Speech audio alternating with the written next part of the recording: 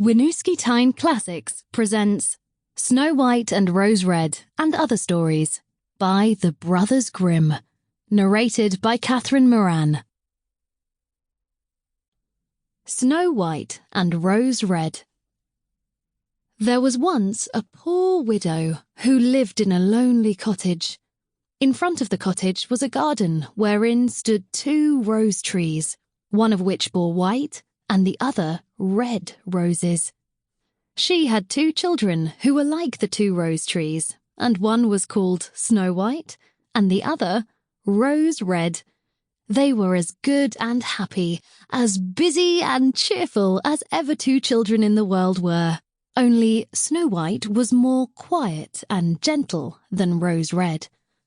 Rose Red liked better to run about in the meadows and fields, seeking flowers and catching butterflies, but Snow White sat at home with her mother and helped her with her housework, or read to her when there was nothing to do. The 2 children were so fond of one another that they always held each other by the hand when they went out together, and when Snow White said, "We will not leave each other," Rose Red answered, "Never so long as we live." And their mother would add, "What one has, she must share with the other."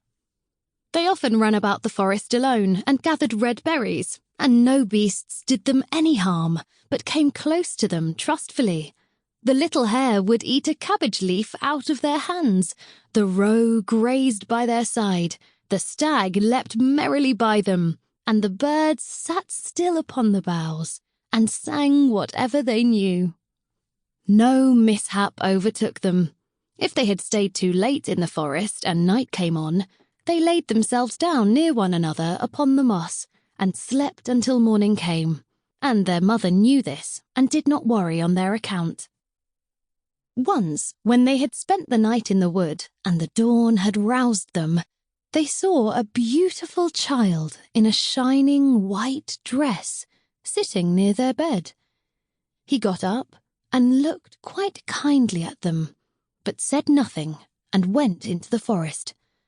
And when they looked round, they found that they had been sleeping quite close to a precipice, and would certainly have fallen into it in the darkness if they had gone only a few paces further. And their mother told them that it must have been the angel who watches over good children. Snow White and Rose Red kept their mother's little cottage so neat that it was a pleasure to look inside it. In the summer, Rose Red took care of the house, and every morning laid a wreath of flowers by her mother's bed before she... Sample complete. Ready to continue?